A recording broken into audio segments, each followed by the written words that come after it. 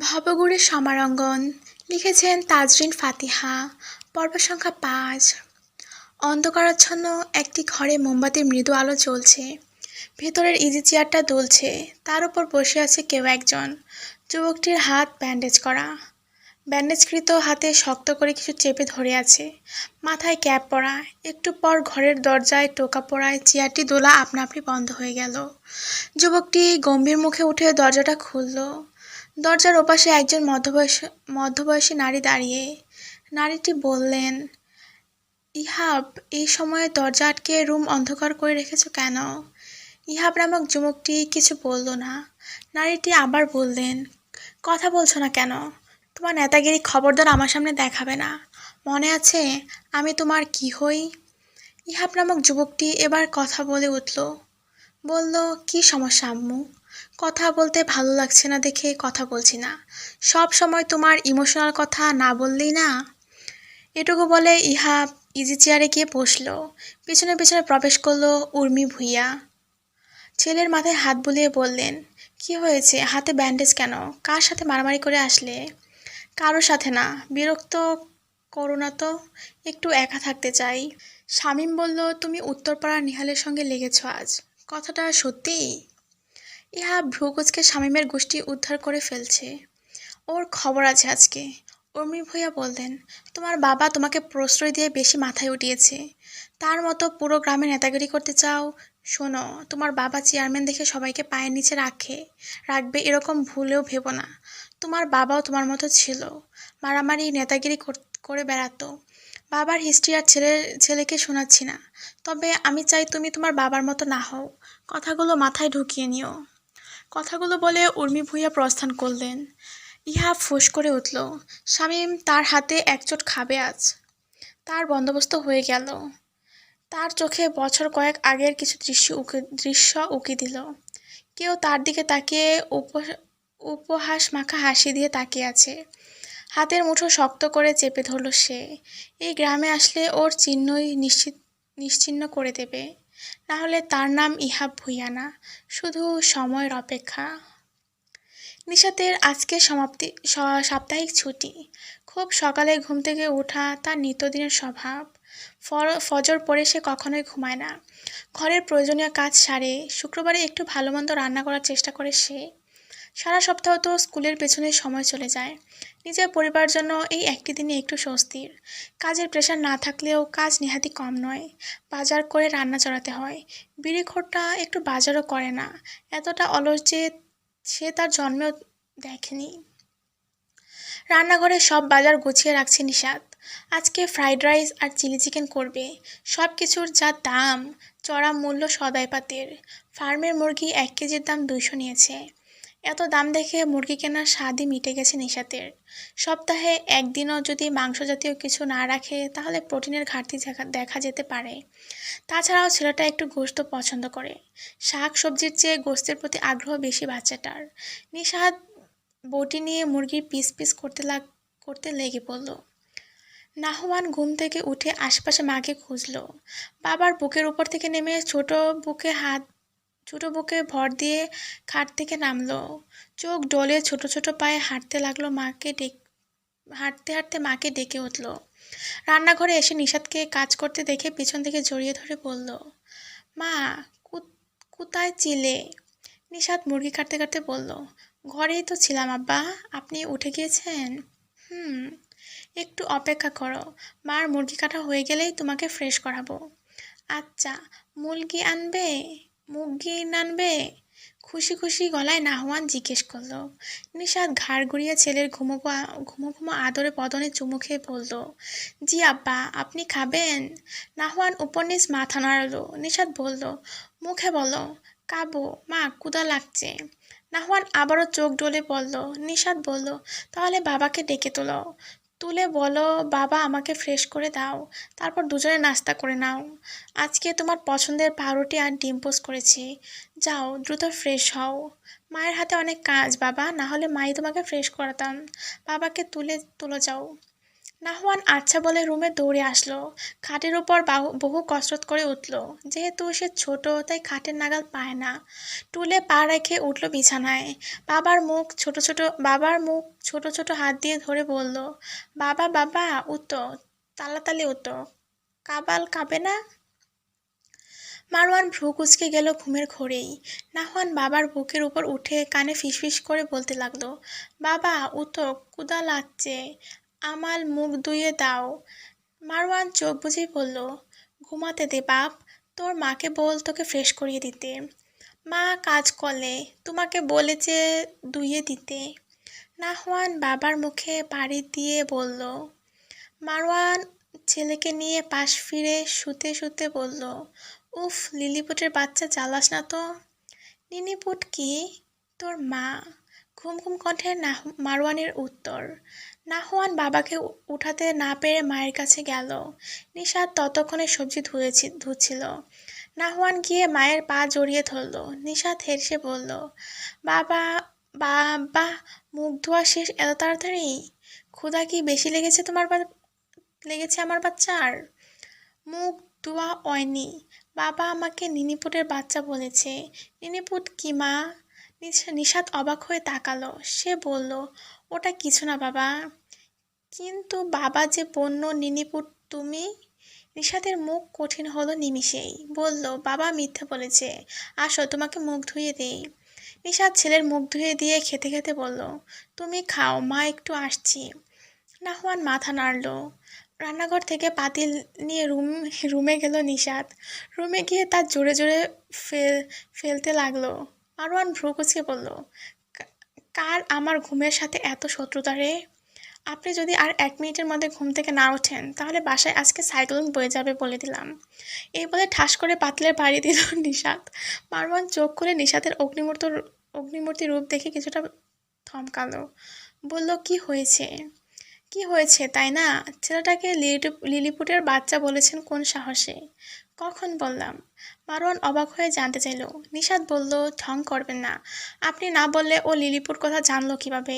ওর সামনে আলতু ফালতু কথা বলতে একদিন নিষেধ করেছি না আপনাকে? আপনি বুঝতে চান না কেন? এই বয়সী বাচ্চার সামনে এসব বললে ওরা এগুলোই ব্রেনে দ্রুত ক্যাপচার করে নেয়, আর এসবই সারাক্ষণ আওড়াতে থাকে। মারওয়ান শরীর হাত পা মুচড়ে হামি দিল, যেন নিশাতের কথা সে শুনতে পায়নি এমন ভাব করলো। নিশাত আবারও চিল্লালো। মারওয়ান এবার ধমক দিয়ে বলল, বকবক করে মাথা খাবি না বলে দিলাম। খারাপ কোনো শব্দ তো ব্যবহার করিনি, এমন রিয়েক্ট করার মানে কি? হুদাই আমার ঘুম ভাঙানো নাটক যত সব। আপনার কাছে এটা নর্মাল লাগছে? নাহওয়ান আপনার নেওটা, আপনি যা করেন বেশিরভাগ ও করার চেষ্টা করবে। ও যদি এখন আমাকে লিলিপুট ডাকে তখন? নিশাত রাগী কণ্ঠে বলল। মারওয়ান আবারও হামি দিয়ে একটা সিগারেট জ্বালালো। ধোঁয়া উড়িয়ে বলল, ডাকলে ডাকবে, সমস্যা তো কিছু দেখি না। আফটার অল তার মা তো লিলিপুটই। ডাকলে খুব একটা মন্দ লাগবে না।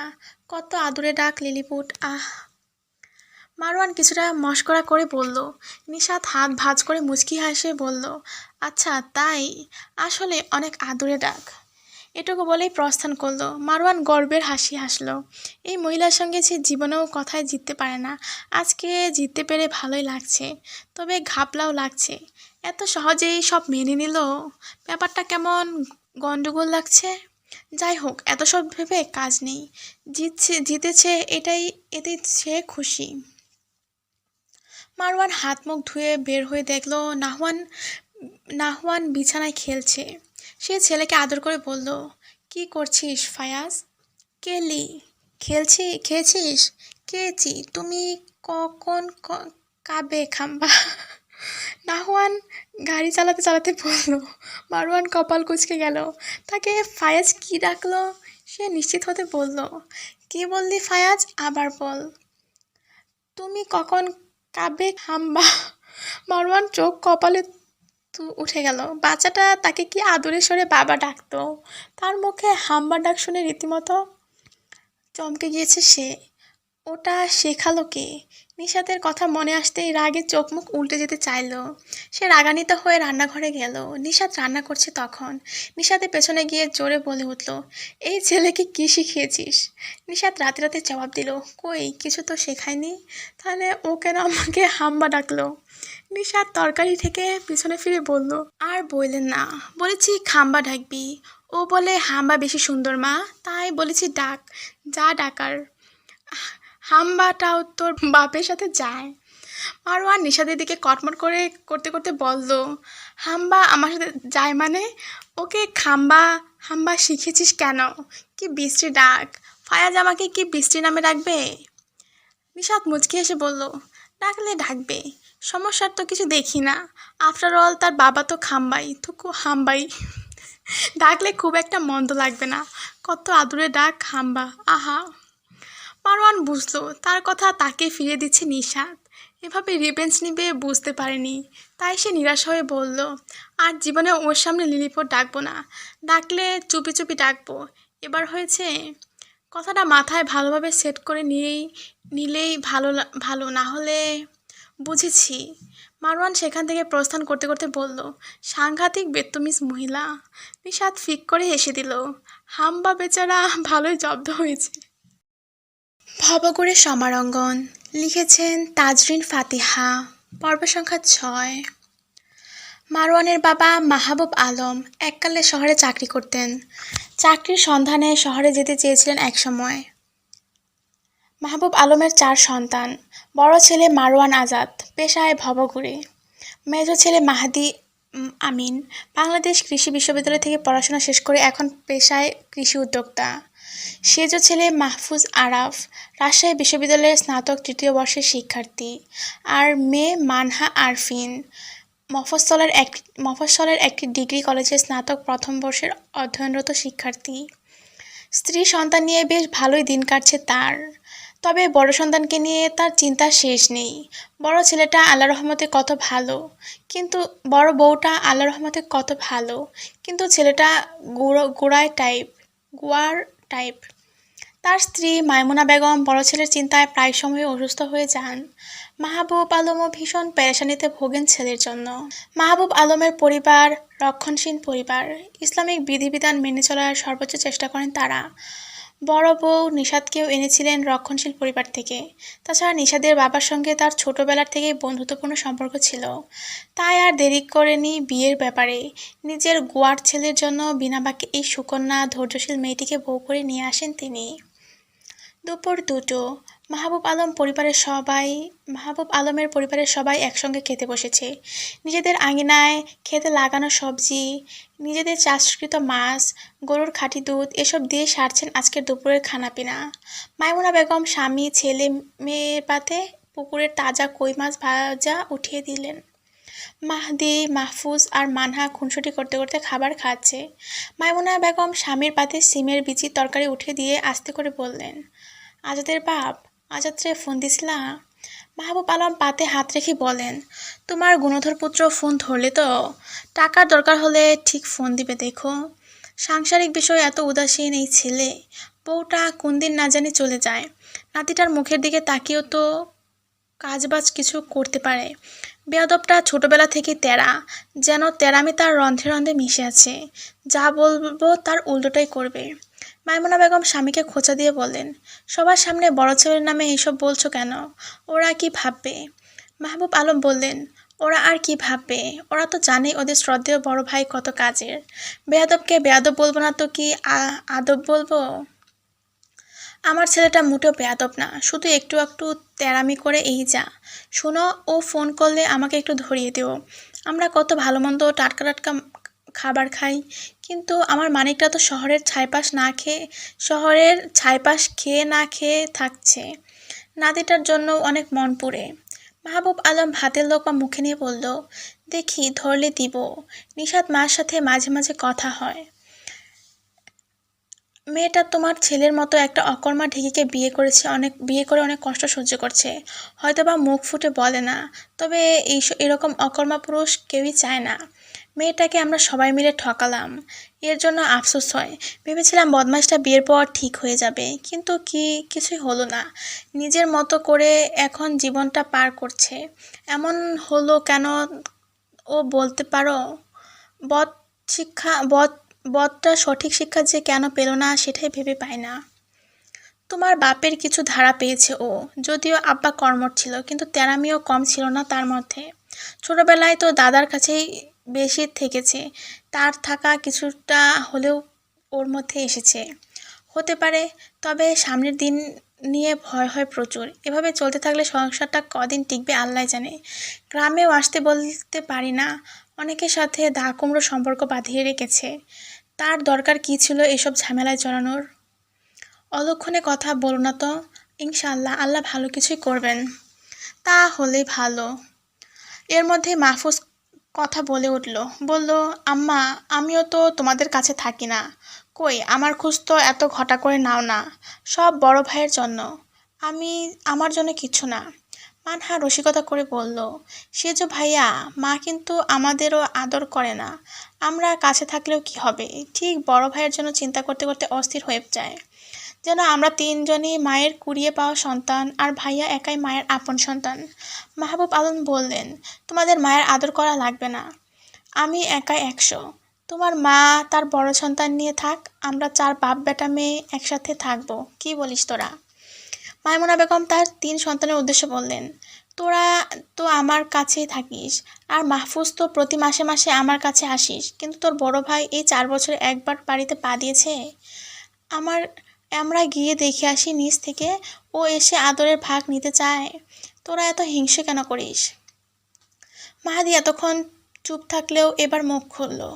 শোনো মা, ভাইয়াকে আমরা সবাই ভালোবাসি। তার গুয়ার তুমির কারণে তার এই দশা। তাছাড়া বাবা মাসে মাসে ভাইয়াকে টাকা পাঠায় না।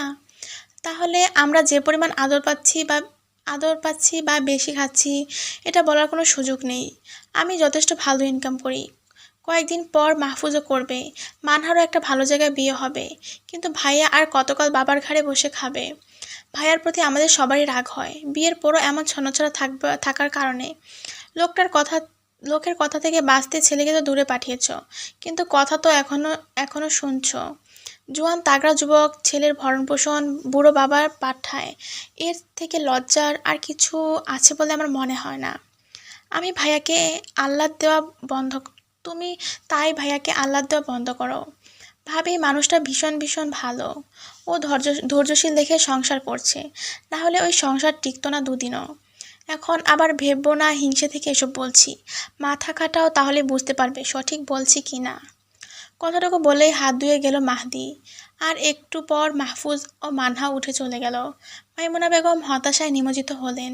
এভাবে চলতে থাকলে ভাই বোনের সম্পর্ক ফাটল ধরে, এই আশঙ্কা তাকে ভীত করছে। মাহবুব আলম আর কোনো কথা না বাড়িয়ে খাওয়া শেষ করলেন।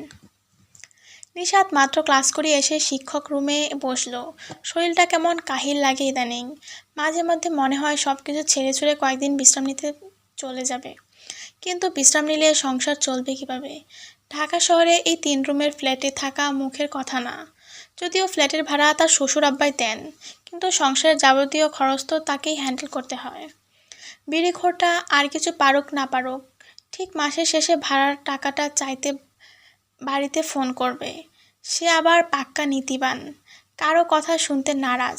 বাড়িওয়ালা এসে গেট ধাক্কালে তার প্রেস্টিজে লাগে, তাই আগেভাগেই টাকা রেডি রাখে। নিশাত অবশ্য টাকা নিতে নারাজ ছিল, কিন্তু মাহবুব আলমের স্নেহশীষ কথায় আর না করতে পারেনি। সে মনে মনে তার স্বামীর হেদায়েতের জন্য দোয়া করতে লাগলো। সময় পেলেই সে জিকির দুরূদ শরীফ পড়া আর এই কাজটা করে। আল্লাহ চাইলে কি না পারে? আল্লাহ একদিন নিশ্চয়ই তার দোয়াও কবুল করবেন। সেই দিন পর্যন্ত ধৈর্য আর অপেক্ষা করার ক্ষমতা আল্লাহ তাকে দিক, এটাই তার চাওয়া। মারওয়ান ছেলের জন্য একটা ম্যাজিক বোর্ড নিয়ে এসেছে গত পরশু। সেটা দিয়ে ছেলেকে লেখালেখি শিখায় নিশাত। মারওয়ান আজকে বাইরে না গিয়ে ছেলেকে লেখালেখি আঁকাআঁকি শেখাচ্ছে। নাহওয়ান বাবার কোলে বসে মনোযোগ দিয়ে আঁকিঝুঁকি করছে।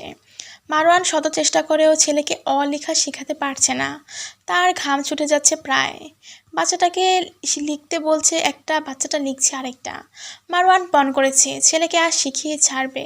মারওয়ান ছেলের হাত ধরে ম্যাজিক কলম ঘোরাতে ঘোরাতে বলল, এভাবে লিখ। সেভাবে শেখাচ্ছি, ওভাবে লিখছিস না কেন কবুতরের বাচ্চা? নাহওয়ান সেই লেখা থামিয়ে মাথা ঘুরিয়ে বাবার দিকে তাকালো, বলল, কবুতল কি? তুই? কিন্তু আমি তো মায়ের বাচ্চা। তুই আমার বাচ্চা, তোর মায়ের না, বুঝলি? নাহওয়ান চোখ বড় বড় করে তাকিয়ে রইল। কিছু বুঝেছে বলে মনে হয় না। তারপরও মাথা নাড়িয়ে বলল, আচ্ছা। মারওয়ান চোখ ছোট চকচক করে উঠল। ছেলেকে বাগে আনতে পারলে তারই লাভ।